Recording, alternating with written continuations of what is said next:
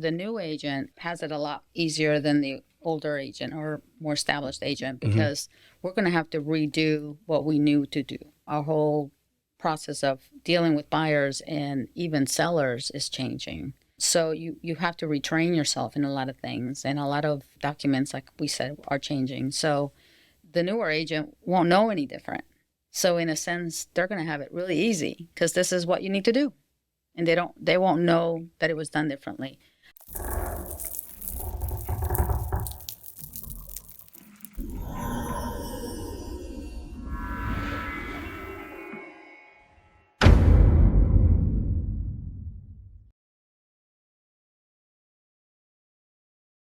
Hey, welcome back to the Real Estate Excellence Podcast. Today's guest is one of the most respected agents in Northeast Florida. She has previous experience in appraising, loan processing, and commercial real estate. She has passionately been working with buyers and sellers for over 25 years. Her success comes from a combination of experience, continued education, and a vast knowledge of the local market, and her passion for her clients. Let's welcome this true professional, Angela Tharp with Engel and Völkers First Coast. Thank you so much. Thank you. Appreciate this opportunity. Yeah, I appreciate you coming on because I know the listeners, we were talking pre-show, to share your experiences. And one of the things I was thinking about as I was putting my notes together and questions, you've been through some changes and how to deal with it, your mental mindset and things. So we'll eventually, dig into that and what you think, what are we currently dealing with based on, experiences like you handled in 2008 and so forth. Based on that and how to help some of these agents, because I know as things are moving forward, we're seeing listings stay on a little longer, and the market's not put the sign in the yard, and we got 20 offers in 3 days, and we're under contract, and the house is gone within 45 days. It's not happening right now. Yeah, you're absolutely right. The market has changed, and since I started back in 2001, it's definitely gone through ups and downs. Yeah, and that'll be the case always. I mean, like in any industry. Right. Everything will have its swings, and we're certainly in one now. Do you think, I'm just thinking about when I made that statement and you made the statement back, let me bring a thought. Because we're on a 24-hour news cycle and so forth, our emotions as far as the economy, because I think a lot of the market changes have to do with how the American people feel. Our emotional, whether we feel prices have gone up, or we are feeling that crunch at home and our budgets are changing. And because we're on this 24-hour news cycle, it's like every day I turn on Bloomberg, I tell everyone, and they're still talking. Every day there's a morning subject like 9:00. When are the Fed's going to do with the Fed funds rate, right? We're going to change interest rates. That's a topic like every morning. It's like, why is this a topic every morning? Because it doesn't change, but when they meet. So why are we still talking about it? Well, it's interesting you bring that up. So real estate is local, right? So listening to the news is important because we need to be in tune with what's going on in the world. But what's important in real estate is what's going on locally. Yep. Yes, nationwide will affect us. But in our area, I feel like we're in a nice, sweet bubble. Northeast Florida has been blessed with a lot of growth. In the last few years, we have a lot of different infrastructures as far as industries and medical. We're really strong in the medical field. Become a financial hub as well. Insurance and so forth. So it's bringing a lot of different, companies. Therefore, there's going to be growth as far as population, and there's definitely growth in employees coming in and needing housing. We have a lot of good to us. We're on the ocean. We're a pivoting point to so many other cities, so it's a great location. Yeah. But yes, nationwide, there's a lot of influence and influx due to the economy, due to the elections coming up. There's so many things that are affecting us on a daily basis. Right. Well, our emotions, we're seeing this news in this 24-hour cycle. I think it can be too much to the point, but we've zeroed in on it. I don't know, zeroed in is actually not really a correct word, but our decisions we're making, whether these buyers and sellers, of course, as agents and as loan officers, we're out there marketing, hey, you should, marry the house, right? Date the rate, and everyone's arguing over that and what it means. Well, it means what it means, but I just brought that thought up. So I want to kick off the show as I always do. Where are you from? Originally, I'm from Colombia, South America. Mm-hmm. I came when I was 8 years old, and we lived up in New England for a couple of years and decided it was too cold. Mm-hmm. So then we got I grew up on Cape Cod, so I know okay. New England. Yeah. Framingham, Massachusetts. Yeah. So then we went as far south as we could. We lived in Miami for a couple of years. And then we moved up to Fort Lauderdale, which is where I grew up. Okay. But moved up here in 1990 when I got married. And if I looked on your LinkedIn correctly, you started attending UNF about the same time. I went to UNF actually FCCJ at the time, and then went to UNF and graduated in 93. And I was pregnant with my first child. Okay. So graduated and had him, and the rest is, history. So at that time, what is the young age? You just got your degree, which I believe was in business administration. Finance. Yeah. Finance. What was your thought of a career? Did you actually say, I want to do this, or did you just kind of take the first job that came along that was available? It's interesting because in high school, I worked in an appraising office. It seems like throughout the years, I always had some sort of a real estate influence in my life. Mm-hmm. And I worked for Pan Am because I wasn't set up to go to college just yet. Met my husband at the time and decided I was going to go in and get my degree. When I did that, I was doing some jobs and I worked in a loan processing office and really enjoyed it. But again, it wasn't my thing. Worked in commercial real estate, worked with Merrill Lynch, worked with Barnett Bank. Right. So I had a lot of finance influence throughout those years and it was great. But then decided I would try commercial real estate. So I worked with Regency Realty downtown. And they dealt with commercial grocery-anchored stores, shopping centers. Right. And that was a great experience, but it was not my cup of tea, but real estate still. And decided within a year or so after that to take a look at sales. I never thought sales was going to be something I would look into. Did you have a girlfriend or something that introduced you to retail, or you just knew it was out there? And I honestly don't recall how it came about, but I went ahead and interviewed with Watson at the time and decided, let's get started. And I did really well from the beginning and I really enjoyed it. And so I have loved it every minute of it. For those who are out there and looking for gifts, these nice mugs that that I give to every guest that I have on the show, Remy Graphics makes these, and Remy Graphics will make individuals. If you want to make a great closing gift for your customer, put their name on it, which I think memorializes it, and they'll never throw that away, as we were talking about earlier. But these are great. These are just introductions, but go to remygraphics.com. They have a lot of different high quality gifts, for yourselves or for your clients, buyers, and sellers. Just want to touch out to Remy Graphics for their sponsorship of the mugs there. So sorry about it. So you to go back here. So you go to Watson. Was that the only brokerage you spoke to at the time? I spoke to a couple. Okay. But decided on Watson, and it was mainly because of training. Mm-hmm. I feel like with new agents, that's a great place to start, and I felt very comfortable. It was very organized in their setting. They were a good size, and the broker at the time, Dane Leslie, and we just hit it off. Yeah. And he was great. He was a great mentor for many years for me. That you said you hit it off in the first year. Did you feel the little bit of background, you had at Merrill Lynch and working at the commercial, that you kind of had a grasp of what was going on?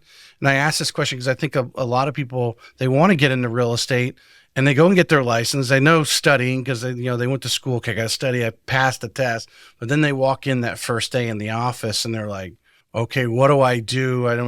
What's the first step? And if you don't have a good broker or don't have some sort of, background knowledge to say, these are some of the things I know I need to do, I'm going to find out how I'm going to do them or whatever. But did you feel that background knowledge helped you kick off? I do. Yeah. I do. And it's always on the job training. And it's interesting to say that and hear that from an agent, but you're always learning. You should be always learning. You should be always looking to improve designations that NEFAR offers, or even FAR or NAR, the National Association of Realtors. Take advantage of those. Learn a little bit more, just get nuggets in every class that you're in. Right. So it's endless possibilities. Right. And you own it. So take advantage. You've been doing it long enough, and you still mention education. You mentioned education in your bio.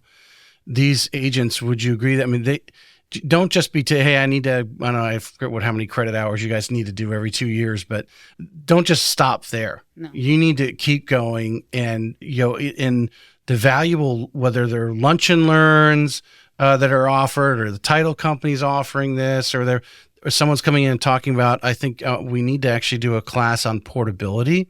I had one of your teammates, Holly Griggs, on, and her little reel that we cut, her talking about portability, was a big hit.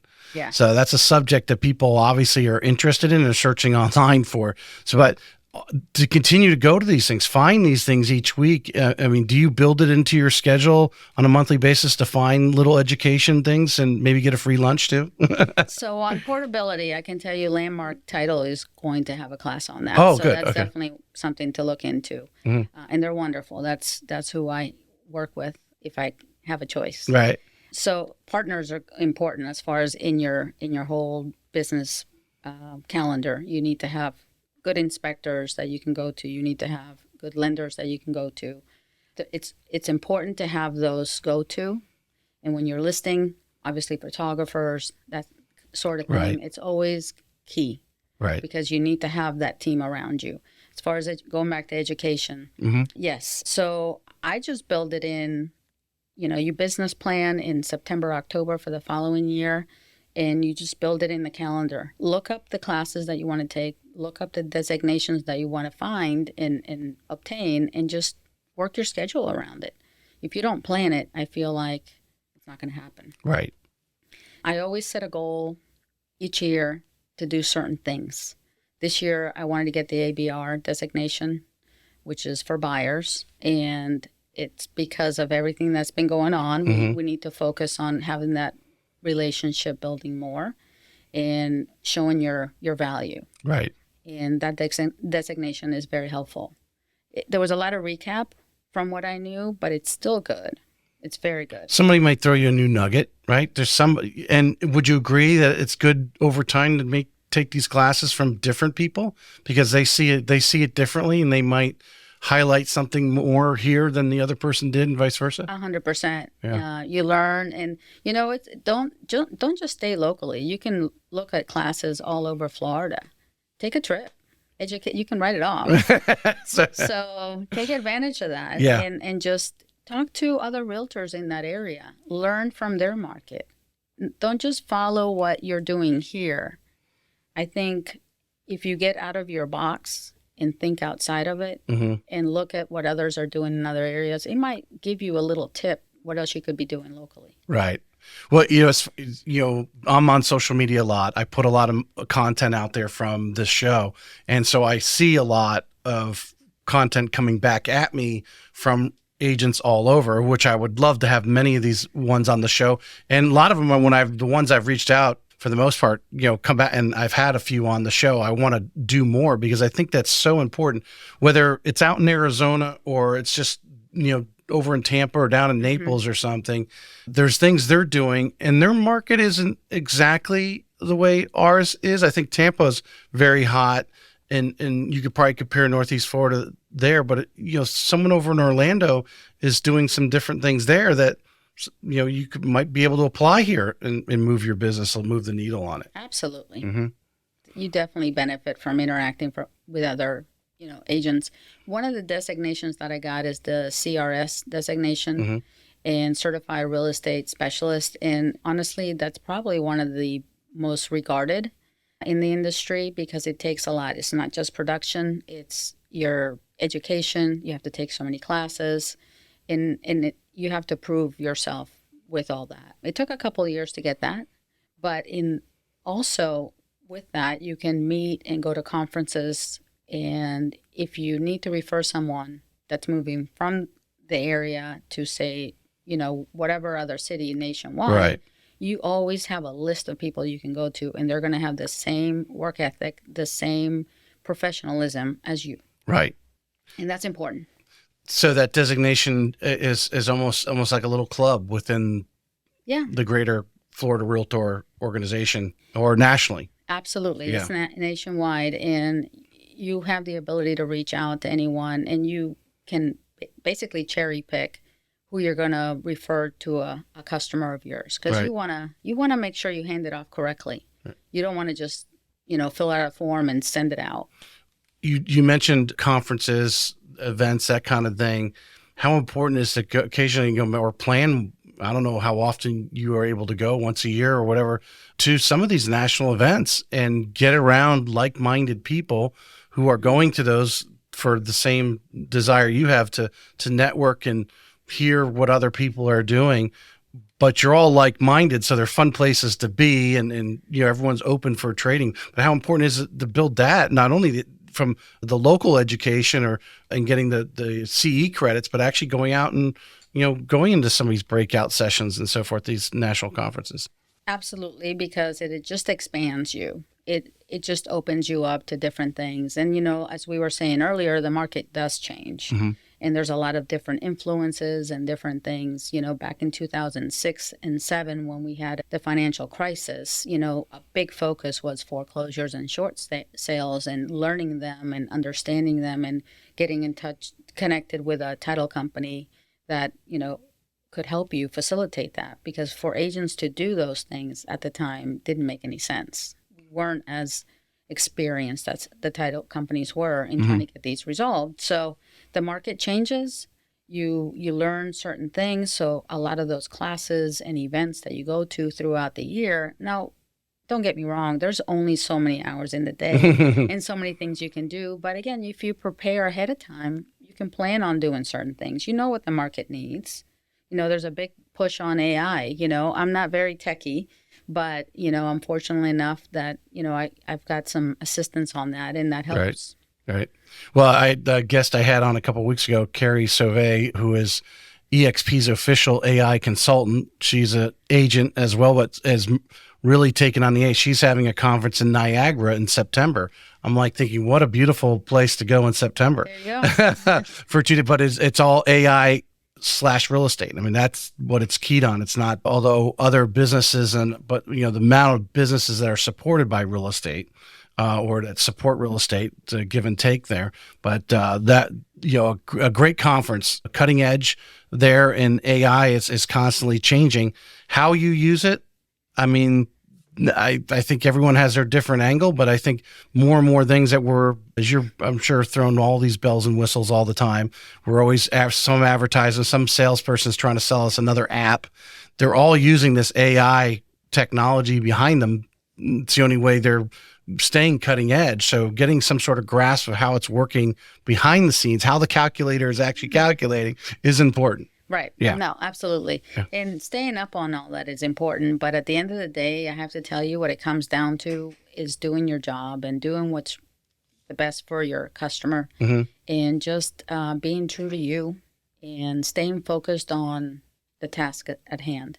I mean, we have a lot of changes in our industry right now coming up, and I'm fortunate enough that Engel Völkers is really honing in on a lot of education and in-house and just a lot of guidance. Our broker, Corey, has been wonderful. So happy that he is so engaged and involved in that whole process. He's staying up on things, and we really are, we're going to be prepared. And that's the biggest thing. You have to be ready. Contracts are changing.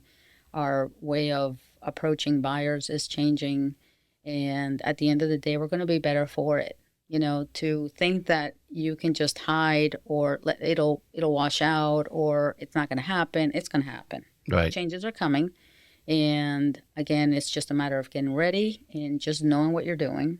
Be focused on the customer, which is the most important thing, and just love it.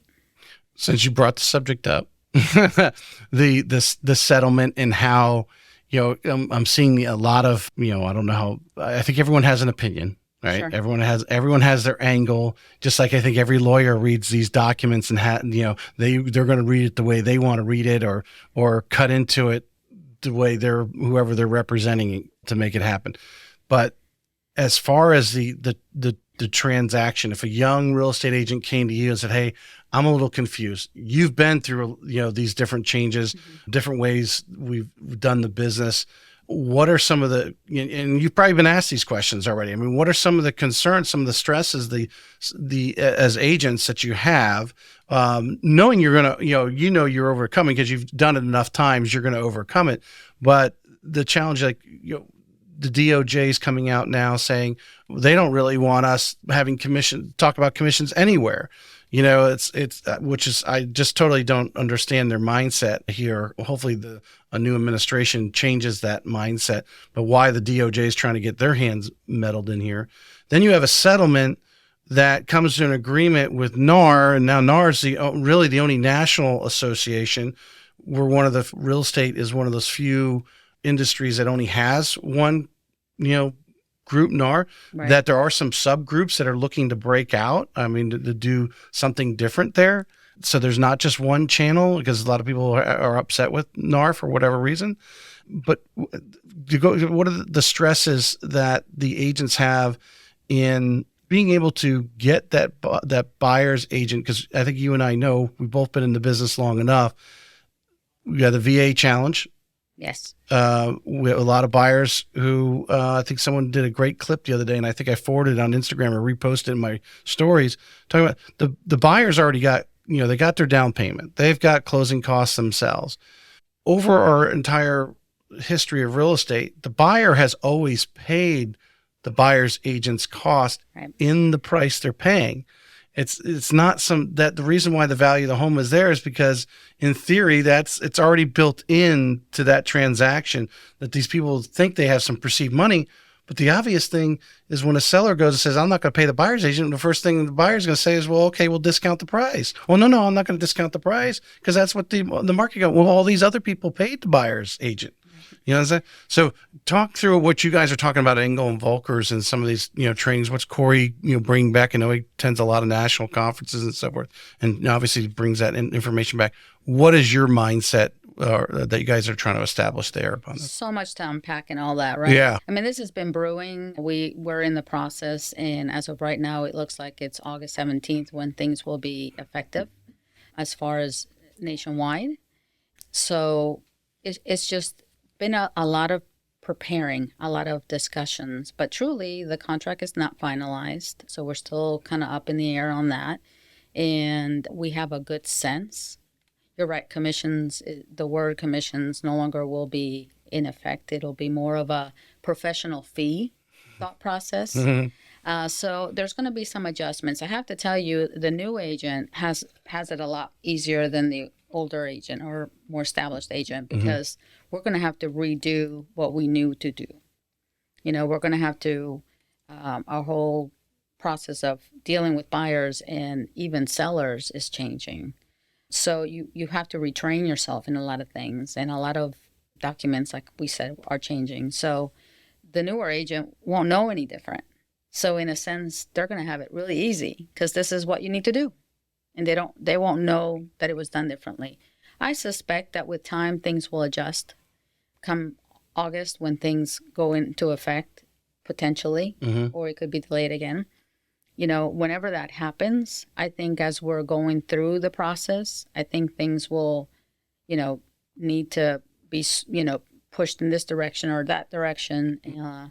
At the end of the day, everybody's trying to do the same thing. They're trying to do the best they can and, be as forthright with the customers and help them along the process. And, for a buyer, we want them to buy a home.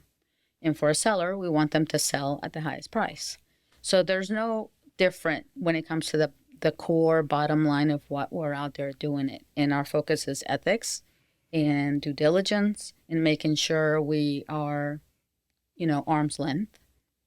A lot of agents forget that our customers are super important, but that's not the only person that you need to get yourself involved with and have a good relationship with. You need to have great relationships with your lender. You have to have a great relationship with that other agent on the other side. So there's going to be an education process when it comes to the new, but those things are core values that you need to remember in any transaction, because you never need an experienced agent. It's kind of like having an insurance policy. You don't need insurance until you have a problem. You don't need an experienced agent until you have a problem. Right. You know, where that experience kicks in. And I always say, you know, thankfully we have all this background to fall back on, and you can muddle through it. And the idea is just to get to closing and make everybody, you know, make everybody whole. Right. Would you, to make this all work, I don't know how I want to describe this, but we're going to talk about the buyer's agreement and what we're doing there. We'll talk about that in a moment, but really it's really the listing agent in this, after this is all said and done, assuming the listing agent is a team player, because if they get a reputation of going out there and going to their sellers, oh no, well, I'll just take 3%, you know, let the buyer's agent take one. It's eventually going to catch up to them, because the buyer's agents that this person is listing are going to realize, hey, every time Sally lists a home, it's for 3%, and we're in a constant battle over some sort of buyer's commission, or the buyer that sells are paying their buyer's agent directly. Right. It's really the listing agent going out there and properly presenting the importance of having some offering to the buyer's agent. Mm-hmm. Would you agree? So in any transaction, whether you're working with a buyer or the seller, I consider myself a filter. I am just relaying information, and that buyer or seller is going to make the best decision possible. Mm-hmm.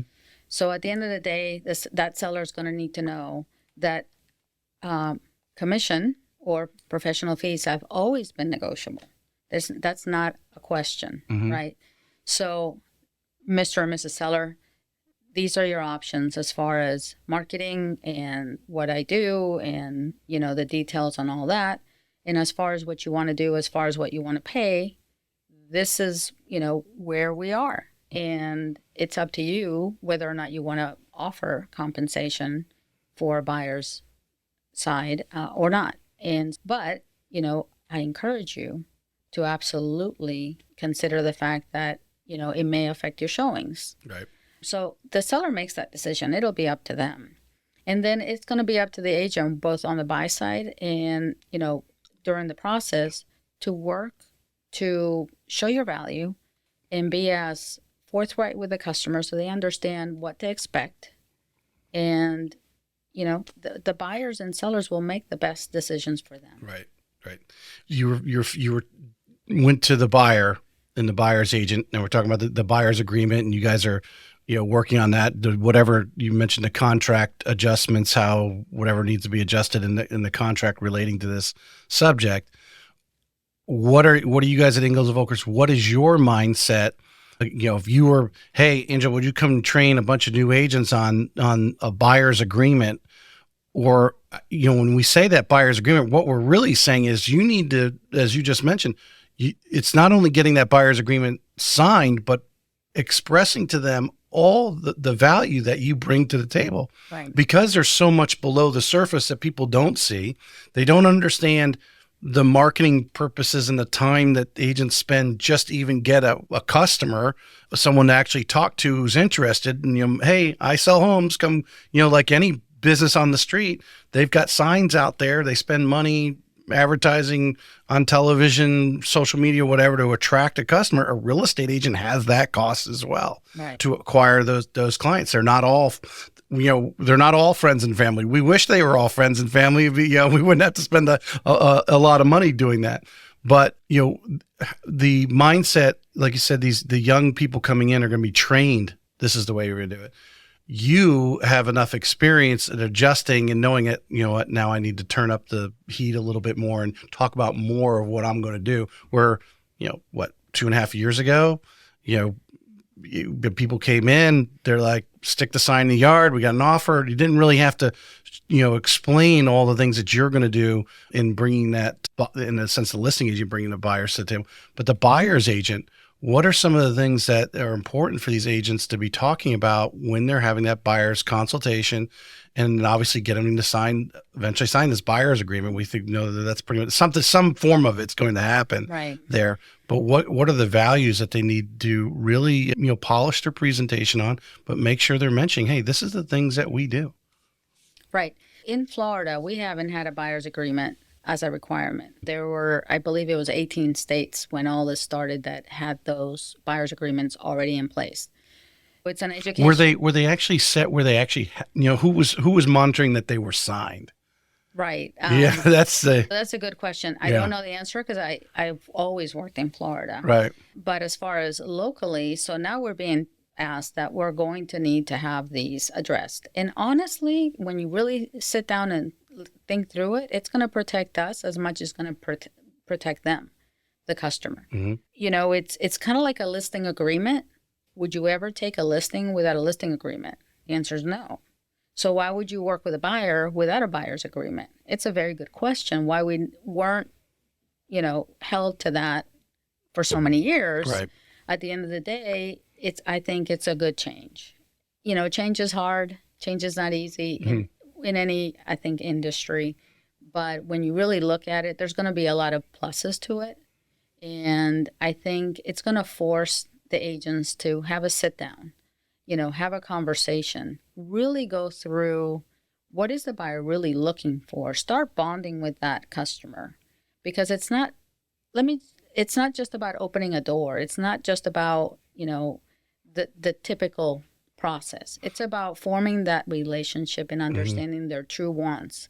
A customer may think they want XYZ, but at the end of the day, when you talk to them and figure things out with them, they realize, and something goes off, that, you know what, I may need to look at that. And that's what you're there for. You're the professional. You're guiding them, so guide them. You put a thought in my head when you were saying that. I think the people outside the DOJ and these, well, I don't know. I think the lawyers, is just a cash transaction. They don't even really care what happens to real estate. This is a cash grab for them in these settlements. But the DOJ is trying to treat it like car sales. If I want a Chrysler minivan with whatever features they offer, I can go buy that in many different businesses. It's the same vehicle coming off the same production line, where the houses, every single house is unique. Mm-hmm. It might be the same model in the same subdivision, but it's still unique. It has an address. The sun hits it a different way. If it's an existing home and has different flooring or whatever, maybe the same layout and same square footage, but that person has carpet, that one over there has hardwood, this has a pool, this doesn't, this is on the golf course. All those things, all those factors come in. And I think they discount the importance of that meeting that you're talking about. Were we really sitting down and having the needs and wants? What do we have to have? What we'd like to have, those conversations, which we would think were standard, but I think, a lot of agents got away with it, didn't have to do it. It's just run around. Oh, this house for sale, or inventory so low, you better grab it. As you and I know, how many people went under contract and then 2 weeks in found another house and even ate their earnest money to go to the other house. They just were buying that house because there wasn't any other house to buy at that moment 2 weeks ago. Right. But the importance of having that meeting. I want to dig into you and and brag about your success, what you think has made your success. But I'm gonna start off with the challenging questions.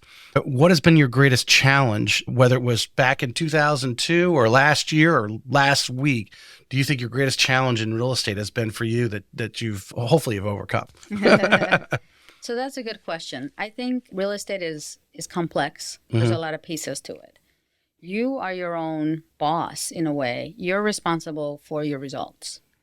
So you're a true entrepreneur during this process. Mm-hmm. Yes, you have a broker. Yes, you have a staff that helps you, and that's wonderful. But at the end of the day, you get up in the morning and you set up your own schedule, and you got to follow, what's most important to do for that day. And we were talking about business planning at the end of the previous year. That's key, so I think staying organized, staying focused, and you have to stay focused on, you are an engine. You got to keep chugging. You got to, you're dealing with your deals that are in the pipeline. You're dealing with, marketing. You can't forget that, because the minute you forget to market because you're too busy, guess what? In a month or so, you're going to realize, whoops, I have nothing going on. So you got to build that infrastructure around you. It's all about using, leveraging, whether it's people, whether it's resources, you got to leverage what's around you. We aren't always perfect in every piece of the puzzle. So use those strengths that other people may have around you. What have you, if you've found a time when maybe, you lost focus, like you said, you all of a sudden you realize, I just sold a house, or this house is selling next week and I don't have anything in the pipeline. I'm not working on it. I don't have any listing. But there's been times, I'm sure, in your career where you've, had these gaps, like what's going to be my check next month, right? Type of thing, as we all do in sales. When's it coming? What are some of the things that you've done to refocus yourself? And is it important? I know you joined Lisa Minton and Mr. Bayou recently as your Minton Bayou Tharp team, right?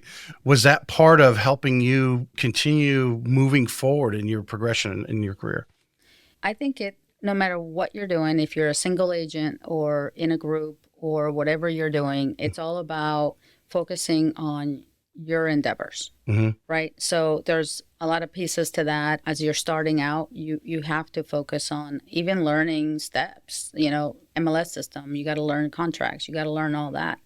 So you got to be true to what you want to do. Do you want to be part of a team, or do you want to be a single agent? There's so many facets to this, and that's the beauty of real estate. That you can handle whatever you can handle. You'll know how to manage it as you go along and you learn. That first year is the toughest. But once you get going with that, you start having some sort of standards, right?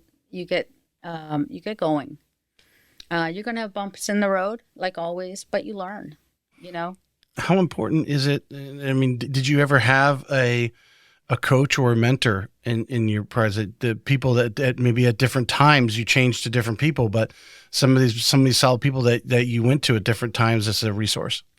A great resource has been Tom Ferry over the years. He's great.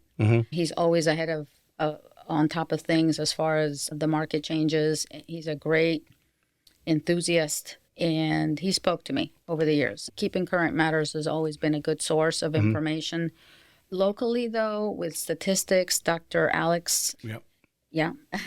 I reached out to him to have him on the show. He says he's got 2 other podcasts to do. He hasn't scheduled yet, but I'm on his list. So he's wonderful. I truly appreciate all his information. It's valuable. So once a month we get, if you remember, information. Once a quarter you get together with him, and he dives into that last quarter. It's great insight, and it's very user-friendly, and it's local. As I've said before, that's what you want to focus on. Right. Something like that kind of information that you get, because you can fill your mind with it, but is it more for just to have, I call it verbal ammunition. So when you are sitting down with a client, that you can actually speak with some sort of intelligence. You don't have to be a master. Like, obviously he's looking at these numbers. He's probably got 3 computer screens in front of him, and these stock market and traders guys, they're all looking at these, graphs and so forth. You just need to take enough from there that you can actually sit down with them and explain, hey, this is what's been going on over the last 90, 120 days. Right. Yeah. In preparing for your listing presentations, those kinds of things always come in handy. You need to know how inventory is doing. How long is inventory lasting in your area? If, depending on the neighborhood, it might be that you have enough data that you can just specifically focus on that. Right. And, using my appraising years, I always look at it when I do a market analysis as an appraiser would think through, because you might as well set yourself up for that for later. Because when it comes down to when it's under contract and it gets appraised, you want to prepare yourself as much as possible so that when you go to meet that appraiser, it's what you expected anyways. Right. How do you, since bringing up appraisal, we'll slide in inspections in there. What's the when you approach your buyers, well, even your sellers, but when you're having those conversations, how important is, and how do you, what's your mindset going into those and preparing them for the actual transaction to take place? What's going to happen in the next 30 days? What are some of the things that you run down through with your buyers and sellers so that when that inspection does come back, or we haven't seen it recently, but you've been in the business long enough. You've seen low appraisals. Right. Yeah. You said a key word, expectations. And that is exactly what you need to be doing as an agent. You need to prepare that buyer or seller for what's next, what's to come. From the moment you get a contract together, you need to give them timelines so they know that we have deadlines we have to follow. With a new contract, you need to be aware that we have certain deadlines. The buyers have certain responsibilities, the sellers have certain responsibilities, and everybody needs to be aware. Contracts are legal documents that we sign as a buyer or seller. They need to be taken to heart. Yeah. It's in preparing them for those things, preparing them with what's next. Communication is huge. You are constantly, you should be, as a listing agent, be in front of that market, be in front of what's going on in that neighborhood, keep that seller informed, because if things are not moving, for whatever reason, they need to know it. Right. Sitting down with a seller and discussing a price reduction should not be new news. It should be almost expected, because they need to know that things aren't moving or people are dropping prices around them, so they need to be aware of that because it affects them. Well, with the current market, we are, obviously there's some ideal homes that are getting, multiple offers and going because just where they're located, they have a 3-car garage, they are on a golf course or have a pool, and that's what everybody wants. So they go quickly. But there's others that are sitting now, 30, 60 days or longer. There's neighborhoods now that have more listings than they've had probably in the last 5 years at any one moment in time. How often are you, if you are the seller's agent, the listing agent, how often are you touching base with them? Say there hasn't been, maybe you did an open house on the weekend, but Monday, Tuesday, it's crickets. There's no new showings being requested or anything. How often are you making sure you're just saying hi to them? At least once a week. I mean, you need to stay in touch. That's verbally. But during the week, there should be other touches because you can stay in touch via email. We're fortunate enough, depending on the seller's, age or likes or dislikes, texting may be an option. So they should know that you're there. They should not be surprised if you call them. That should not be. You should always stay in tune. As I said earlier, you should be the filter. You're just letting them know anything you know about what's going on around you. You're the expert. It's up to you to let them know. Because they can hear the crickets. They hear too many crickets. They're like, does Angela even care about our house? Making those touches. And with the current market conditions right now, as far as, I think a lot of agents are sitting on some listings or they're getting more listings than they've had in the last previous years because they were moving so quickly they never got gathered up. But there's some people with half a dozen listings, depending on how big of an agent they are. But that conversation you're having with them now, because new construction is number one competitor and they're offering everything. They're even paying the agents more to bring customers over. So what's your, some things some advice to give another agent, maybe inexperienced, that might be going on their first listing appointment, that, hey, you may want to have these discussions, to offer some incentives or whatever. So how are you handling that right now? So the area that we live in, there's several counties, and some are heavier in new construction than others. So Nassau and St. John's seem to have more new construction. So you cannot ignore that piece, especially in a neighborhood that still has some new builds to consider.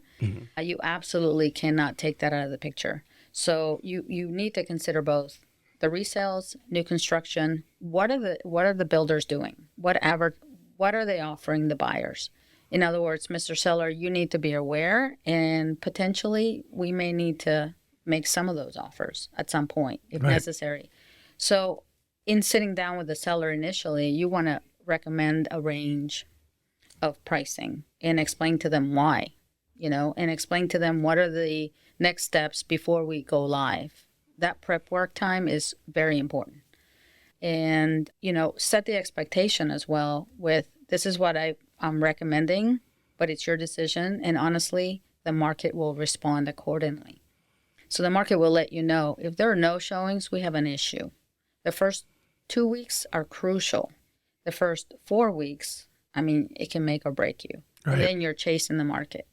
So I will recommend, and then if they want to push the limits, that's their decision. But knowingly, we may need to make some adjustments within a certain time frame. Otherwise, again, we're chasing the market, and that's not what we want to do. If you were in control, maybe if you were listing your own house, or your mother or sister said, "Hey, Angela, just sell my house. I need you to sell my house. I'm not in a rush. I don't have to move out. There's no pressure, but I want you to sell the house out because I want to go here," or whatever they want to do. What would you recommend right now? Again, sellers that might be listening to this, what would you, highly encourage them to do based on what you've seen is helping houses move in your experience? So we just talked about new construction. Let's just say it's in an area that's heavy in new construction. You definitely want to make some incentives Up front. Yeah.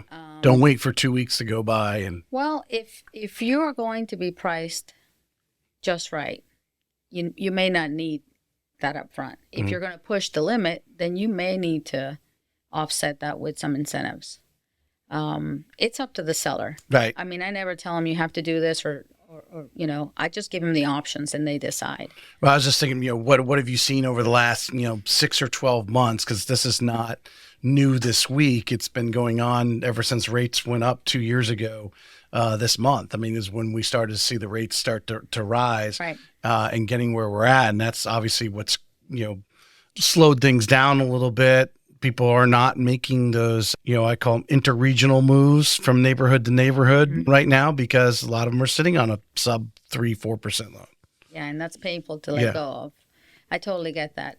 And sometimes it's just a matter of needs. Like you're saying, they need to move. Right. There's no question, right? Their family is growing, or they need to downsize. There's so many changes that we go through in our lives that just requires it. With the rates being the way they have gone up, it's definitely made people kind of think about it a little longer. Pricing doesn't seem to be going down, and we're seeing appreciation of 5, 6, 7, 8%, depending on where you're at, on a yearly basis. Conservatively, there's some areas that have gone up further. You can wait for the interest rates to drop. Not sure when that's going to happen, if it's going to happen. We were kind of thinking that things were going to drop a couple times this year, and they haven't. Right. Every morning they keep talking about it. It's like, dude, there's no signs of that happening. Right. So it's kind of like one of those things. Would you rather buy the house at this price, or wait for the rates to drop and then the price is going to be that much more? Well, so the jury's out on that theory. And Bruce Breedlove, who was on a few weeks ago, he has Aligned Money Management. He does a lot of, we're talking about personal coaching and that sort of stuff. He felt, and I kind of have to agree with him, we have a lot of buyers on the sideline. No doubt. We, the cost of and affordability of housing has gone on through the roof. So like, oh, well, rates dropped, they'll all want to get in the game, which would put a huge demand, and, obviously a high demand would drive price up in theory. But would you agree, some of those buyers are actually also sellers, and there's a seller pent up situation where they're like, oh, rates are so high right now. I've got this low rate loan, but if they come to this area, they would make the jump because now it's a desirability, and they would be willing to pay a little bit more in interest rate because that's really the home they want or need to go to. I think in this area, I think it's a kind of a, I don't say joke, but the Nocatee. There's people who want to get out of Nocatee, don't like it. Right. And there's a lot of people that are out here on the sideline, out in the peripherals, that say, I want to go to Nocatee. Right. So you have that situation. So you have these pent up buyers, but you also have pent up sellers at the same time. No, I agree. There's always a push and there's always a drive. At the end of the day, if you have to move, you have to move. And having a loan officer, to be honest, that can think out of the box and really throw all the different scenarios to that seller that's looking to buy. Maybe that seller needs to hold that property. Maybe they need to rent it and they can still move. Maybe they need to potentially just, buy, and at the end of the day, things can change. Yeah. Well, it's funny you mentioned the lender. I had one of my friends, he's down the hall here, and he popped in and we were talking about some situations that he was working through, and he's actually doing some I don't say necessarily more, but more than normal, some of this alternative type lending, whether it's these DSCR loans or just regular hard money. Because what we're finding here on the lending side is the people that are buying right now that need financing, not all of them are just straight cookie cutter. Hey, I'm putting 20% down. I got great credit. They all got some puzzle pieces with them. Right. And we've got to, put those puzzles every deal. And I think it's also happening as an agent.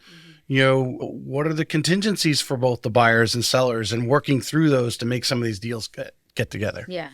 There's a lot of different scenarios from every side. And that's, I think, where experience comes in. Yeah. You can handhold the seller or the buyer through the process and understand there's, when you're the listing agent and a buyer makes an offer and the buyer has a contingency to sell and they haven't even listed their home, I want to say to that agent, hey, maybe you shouldn't have started showing them houses just yet until you had something definite on your end, But that's coming from my perspective. So, Mr. Seller can decide whether or not he wants to take the risk of waiting for two houses to sell potentially. There's so many variables out there, and depending on the product too, if the house has a pool, because typically you only have one house with a pool per neighborhood, every 10 homes or so. Mm-hmm. So if a house has a pool, so it's a big plus, it may be worth as a seller to raise the price a little bit initially and push the limits. It may be worth it for them to just hang on for multiple offers. There's so many scenarios that can come into play in a transaction, and it's important to know how to handle them. Right. Prepare. Have the savviness of what the feel of the play is. Right. Yeah. Yeah. 100%.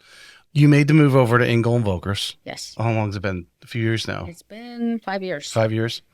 And I need to get Corey back on because I had him real early. It's probably been 2.5 years since I had him on. He was he was in the first, I want to say 30 something episodes of that, but get updated of what he's doing because he's obviously added a bunch of more offices during that time and the mindset. As an experienced agent, you had already had 17 years under your belt in the business. His mindset, as he expressed to me on the show, is, Engel Völkers is looking for that more, senior experienced agent that's doing at least some minimal level of production. They're not really after the newbies. And my immediate thought is because of what you guys are talking about, what you're training about, the mindset is different than when you're trying, just an agent just trying to get leads. Most of the people, I would imagine, like yourself, probably have a huge circle because of all the years you've been selling of influence that you have, and a lot of your stuff is referral stuff. You're not buying leads and things like that to get those initial customers. So with that being said, what did you find when you came over to Engel Völkers First Coast? Why did you make the move? Yes, I was very comfortable where I was. And when Corey called and we spoke, I was blown away by the marketing that the company can do. Mm-hmm. It was a move made because of the sellers. I felt like I was going to just be able to offer so much more than ever. And you got to think that Engel Völkers was established in 1977 in Germany. So they've withstood the marketing trials and tribulations over the years. Not only that, but worldwide. And so for them to go through all that process, their marketing is it's a unique product. Everything is just crisp. It's beautiful. And there's no comparison. Right. So hands down, a great company to work for, and it hasn't let me down, and I'm thrilled. I can't imagine being anywhere else. Give us a little, if you could, in some sort of example, because we were joking pre-show that every broker talks about, hey, we got the greatest technology, we got the greatest education. You were impressed by the marketing. What was it that you saw? What are they doing differently when you say that? Because marketing is a general term, right? But what are like a couple little things that just wow you every time? When you pick up a marketing piece from them, whether it's an expose or just anything at all, it stands out. Mm-hmm. It's just crisp.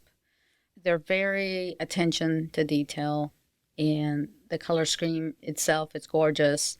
there's nothing that comes out of Engel Völkers that is not well thought out, and just the delivery is beautiful. The biggest thing is the impact on being able to reach out to more people. And the internet is great, but when you have internationally, there's no MLS systems internationally. Having the offices that we have everywhere that we do allows us to be able to reach out to more. So if you have a listing in Jacksonville, St. Augustine, locally, anywhere, a buyer from another country will be able to pull up our listings through our system. And so the fact that we can do that, the fact that we have offices all throughout is just mind-blowing. Mm-hmm. I've heard that from a couple different, and obviously I'm not there in your office. I'm curious of, how that moves the needle for the industry, because we're talking about real estate being local, and we do have some foreign buyers. I mean, especially if you're in South Florida, obviously, the European buyers would be definitely someone you need to be marketing to. Right. Here in Northeast Florida, in our standard subdivisions, is that really moving the needle per se? Or what really would move the needle for someone right now might be listening, who might be doing, $10, $15 million, who's a solid, which is more than, I think, what does Corey say? Well, they like someone to do about $3 million, but someone is really doing well, but they're looking, to, hey, what's going to take me to the next level? As you probably thought, Watson to Engel Völkers. What really is going to move the needle as far as that agent moving over? What do you think today? You've seen new agents come over. What are they being attracted to? You was marketing, but is everyone marketing, or what really is the needle mover at Engel Völkers as far as you're concerned? Why should someone come over there? Right, Yeah. Absolutely. I mean, why wouldn't they? Get the nice offices. There's no doubt about that. We have a great support system, and Corey's great. I was mentioning to you earlier about, all the changes that we've got. He's definitely got a hold of, he's focused on helping us out and making sure that he's covering us behind the scenes. So it's a great company in that respect, and he's wonderful. The staff is wonderful. So it's not, you're not alone. We have transaction coordinators, admins. We have a lot of people behind the scenes that help us out. So it's not you're not by yourself. Right. So in the mortgage loan officer world, the top mortgage loan officers want to go somewhere where, the first question is, who do I have behind them? The guys that are really, doing, 20, 25 transactions a month that, they've got assistants and so forth, because they're the focal piece. That's why to recruit a top mortgage loan officer over. I see that, and I don't know if you agree or disagree with me. From what you're telling me at Engel Völkers, they've got a solid marketing support system. They've got the assistants. They've got the transaction coordinator. And at First Coast here, you have a broker who is staying out in front. So he's continuing to add value to the agents that have signed up under him. That if someone's out there today and you're not getting that support, or they're not even coaching you, like, hey, you know what? I realize you're doing 9 or 10 million. You're probably hitting your lid. Let's show you how a transaction coordinator or an assistant or whatever it is that's going to help you, get to 12 or 15 million, right. Type of thing. Is that someone looking at Engel Völkers? Corey, in their mindset, is supplying them all those things so that the agent can be out in front doing the money-making activities. Absolutely. Yeah. So there's a lot that goes on behind the scenes, and he does a lot for sure. But don't forget, it's up to the agent, how much they want to. They got to plug in. They got to push themselves, and they got to get, reacquainted to the new ways of our system.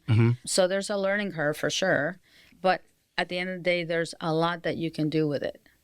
And so it'll be up to that agent to push themselves. You got to get uncomfortable, and there's not, we're all going to fail at some point. It's just getting to the other side of it. And you got to plug through. You just got to focus and stay true to who you are, because there's a lot of people that will hire you based on your work ethic. Right. But don't be fooled by the fact that others may have that same work ethic. So you need to continue to prove yourself. You need to continue to show your value. It doesn't ever stop. You're always selling. And don't forget that the customer is number one in this process. Over the years, how many brokers have you technically worked under? Because I imagine at Watson, you didn't have the same broker the whole time. So I had 2 brokers at Watson, or 3 brokers, excuse me, and then Corey. So four different brokers. And I bring this up in the show often because you're out there right now, and you're not getting value, because I think that the brokers thing is to be that looking for the obstacles, right? They need to remove the obstacles so you can keep running down the road of sales. And that proactive broker who's obviously, supplying you, giving you waters, whatever it is for you to make this run, right? Giving you best sneakers, giving you the water bottles at the right place so you're staying hydrated so you can continue to run. Keep fueling your car, basically. Right. And it sounds like that's what's going on. But in general, if you were speaking just to agents, in general, anyone who might be listening, is at any brokerage, how important it is for them to really evaluate at different times where they're at. What is the broker doing for me? Is there someone else that can help me better? Because you're not employed by them. You're 1099. They're not paying any benefits for you. Right. So they need to be pouring into you because they're getting an override of what you're doing. How important is it really to break it down? Because I think some people get stuck in where they're at and they're like, oh, I don't want change. Well, the change, you may have to change because your choice the last time wasn't the wisest one. Right. So how important it is to evaluate, is that broker, and for brokers to evaluate themselves, saying, am I adding the right value to keep my people? Because retention obviously is a big thing for their success. Sure. Yeah. I feel like. Yeah. Well, everything's changing. You're changing. And, hopefully as you're in there, your income is going up, and you do want to take some vacations and enjoy the fruits of your labor. Sure. But also the market's changing on the outside. Always. So that other world is spinning. And so you need that broker who is, doing that research out, because you're doing your marketing. There's always some sort of collaboration at some level. And then I think, one of the challenges a lot of agents have, they hit a lid and they're like, well, who can I trust to, be that transaction coordinator or that assistant or that marketing person, that's to break through the lid and realize, hey, I need to let someone else do that because I can double my income. Yeah, I may go from doing a 9 job to an 8.5 or an 8 job, in ratings there, but I'm going to increase my production and offer more. I think a lot of agents reach that challenge that are in it long enough. So it's a gamble, and but you need to make an educated guess. Decision in the process. If I'm going to hire a person to help me with this and they're going to cost me this, that's the risk. But build in some safeguards. If you're going to hire somebody, have a probation period. Make sure that you're covered. You have a way a checkpoint to see, does it work for you? Does it work for me? Right. So the risk is somewhat limited with that. And that's what you need to evaluate in that process. Well, you always said the importance of, you were talking about just in your office, but you've been around and done enough transactions with a lot of other agents over the years, and the importance to, collaborate or go to these trainings or, get the designation to where you're, got this, group of people that are thinking like you do, type of thing. But to be able to reach out and say, hey, what are you doing? What are you guys? I make record because I'm talking to all of you all the couple of times a week, and everyone's doing different. And someone say, hey, I got a great pay for play transaction coordinator. Well, great. She's not going to advertise that. But if you called her and said, hey, do you know someone who's a great transaction coordinator? She's probably like, yeah, I got my girl here. She takes care of me. So you're trying to take care of her and refer her another person to get to use her transaction business. You won't know unless you're reaching out and talking to some of these people and collaborating. How important as an agent in your career has it been to, whether they worked at Watson or Engel Völkers, any of these other brokers, but you're obviously working the same area, St. Johns County, to collaborate with them and, get to know each other a little bit, whether it's at a, meet up at a training or something, but to work together. Right. I realize you're competing for the customers, but everyone has a different circle. So I think that competition is minimal, but the collaboration and obviously the end result of actually getting deals done. Yeah. Yeah. So I have to say, over the years, I've been very fortunate. I have enjoyed working with other agents. It's not always easy. We have hurdles. There's so many variables in every transaction that you can almost count for something to go sideways, or a hiccup or a question that we have to muddle through. But from the beginning, you're forming that relationship. I mentioned earlier, it's not just the customer, but the pieces in that. The other people involved. Yeah. So dealing with that other agent is huge. If you start off with a confrontational relationship, it's not going to go well. Yeah. So you might as well, change that tone. You need to focus on building that relationship, because guess what? You might see him again and again, so it's just going to be more stressful if you're combative. And the reality is someone has a house and someone has a buyer of that house. Yeah. Absolutely. So work together. What is it going to take to resolve this, and how do we make it work? Yeah. Let's put our heads together. This is what the buyer wants. This is what the seller wants. How can we meet in the middle? Let's make it work. So sometimes you just have to, offer to, do a little extra. You just do it. Just remember, it's not just about the one transaction too. It's about whatever that customer says later after you've closed, because you want to keep that relationship. Yep. And that's a mistake a lot of agents make, is they forget it's not just a onesie. If it was just a one deal transaction, you're not going to survive. Right. It needs to, roll into a next and a next. Well, this is such an area where these people are moving in the neighborhoods and they're telling their friends, "Oh my God, you got to move into my neighborhood. It's great." They've got friends that are looking to move too from other states or whatever, that, and that person may not ever move again. Right. But hopefully they're going to give you a few referrals over that time. Yeah. Statistically, every 3 to 5 to 7 years is what I'm hearing when people move, how often people move. And that seems to go pretty steadily. Yeah. There are times when, you've got that one lifer that stays in the home for a long time. And, that's great, because they still had a good relationship with you. You had a good experience. They had a good experience with you. And they can refer you to family and friends. Don't be afraid to ask. Well, they're an anchor a lot of times on their street because they've been there the longest. Right. They know everybody. People Right. are going to ask them who would you use to sell your home? Right. That there's that's what I love about sales, is you just don't know what's under the next rock you turn over. Whenever a seller says, "I don't want an open house," it's going to be a bunch of nosy neighbors coming in. Honestly, at the end of the day, it could be. Yeah. But guess what? It might not be an issue, because they might have a friend after they see the home that says, "I'm looking for a home. Hey, guess what? My neighbor's house is being sold. How come maybe you can come see Yeah. it?" Hunter, that nosy neighbor is going in there and they want to tell people about your house. So Right. that's a great, they're advocates. They may be kind of being nosy but if you got it staged right, you got a great agent working it, that person could be an advocate for you and be because they're telling other people, "Oh yeah, there's this house. Oh my God, you should have seen this Right. bonus room," or whatever it might be. It's not a loss ever. And I always say, let's just give it a shot. Let's Yeah. just see how it goes, because there's only so many neighbors. So you might as well open it up and let's see what happens. You joined up with Lisa, Mr. Bayou. What I'm sure a lot of people thought it was, Angela, you've been in the business 20 some years.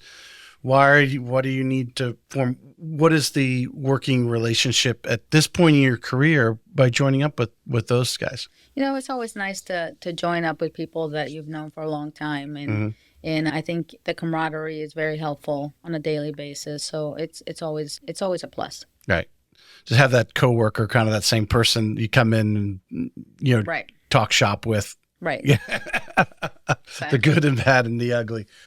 I don't know. My last question, we kind of talked about a little bit, but I'll just let you kind of make a conclusive statement. You've been in the business 25 years. We had the run up of sales prices, 2003, 4, 5, and 6.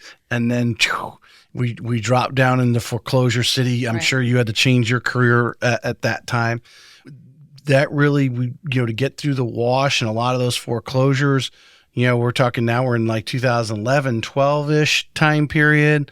And then obviously, again, we hit this, COVID explosion go up. And then, 2 years ago, May of 22, rates go up. And now the dynamics changed. Right. Just kind of, if you could just, and this is my last question, just kind of summarize, explaining to someone, a young person who might be thinking about getting into real estate, what you've experienced, over these last 25 years to kind of, if you can, paint a picture of what a real estate agent's career is like. Well, hang on. You're going for a ride. I know. That's why I'm grabbing my chair. So you can expect change. You can expect to learn a lot. This is a business profession, a personal profession. You need to be, business is important, but knowing your customer is key. And staying true to yourself is super important. Don't forget that customer ever. I mean, stay focused on that customer. Don't lose sight of the customer.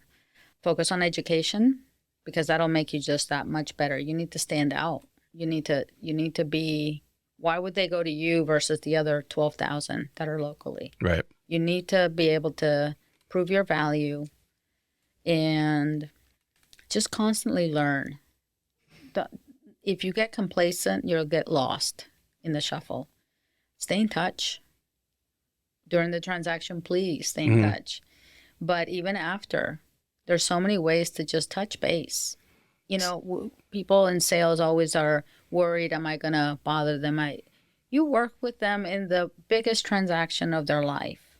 You held their hand. You helped them through it. You made those tough choices with them. They're going to know you. They're going to remember you if you stay in touch. It's simple. Just hello. And it's a lot easier to stay in touch today than it was 25 years ago. So true. Yeah. And just, hang in there, because there's ups and downs. I had a very wise agent that worked with me. She's passed. Her name is Jay Mercer. And she was wonderful to be around. She was positive all the time. And she said, honey, never lose sight that there's ups and downs. Do not ride that wave. And I loved her. Loved her for that, because that's been in my mind for years. Mm-hmm. And it's so true. There's ups and downs. Stay focused, and don't, when it's good, it's good. When it's bad, it's going to be bad. Just be able to handle it and stay even Steven. Don't get too full of yourself either. Right. No, that was the thoughts going through my head is, you realize you can make really good money, but you also got to realize when you do have the downtime, if you want to live a certain lifestyle, you need to, get with the right people to, you have your money put aside and so forth. You made me think of Patty Ketchum. She's on the Florida board appointed by the governor, has her own brokerage out in Tallahassee, and obviously teaches for Florida Realtors, one of the most popular instructors. But she said the one thing you have to realize too is everyone prefers to live under a roof every night. Everyone wants to live in a home. The one thing not to forget to mention is stay positive. Mm-hmm. Stay positive and stay focused, and definitely, just continue to grow, continue to improve, and just do the best you can. At the end of the day, be able to sleep at night. That's one thing I always say to myself is, if I could go to bed and I'm comfortable with what I did today, I'm happy. If I can't sleep, there's a problem. It's time to close up shop. You've made some statements here. I'm going to finish with just this. How important is it? People say, well, Angela's been in the business so long. Of course, she can hang out with Lisa Minton and top producers like that. But really, you can choose to do that early by surrounding yourself by this positive Miss Mercer you were talking about. Right. Always positive. You can choose to hang around those type of people if you're, like to go in the office and so forth. Right. Oh, absolutely. Always, don't waste any time. I mean, if you're a go-getter and you have the time, network. There's networking groups. BNI is a great group out there that you can, have a whole group of people that refer to you and you refer to them, and you're working with professionals. It's a great organization. Work with your peers, get to know them. You're going to come across each other's paths at some point if you're lucky enough to stay long enough. But it's a great industry. It's a great career. I've enjoyed every minute of it. I love what I do. I'm excited. I love to be able to hand those keys over at the end and just see their faces light up when they know they're homeowners. Right. This last year, my oldest son just bought a home. And I was so proud of him. I was just as nervous, if not more. It was just exciting at so many levels. Right. And that's what you want. You want home ownership. You want that buyer that didn't think it was possible to get that home.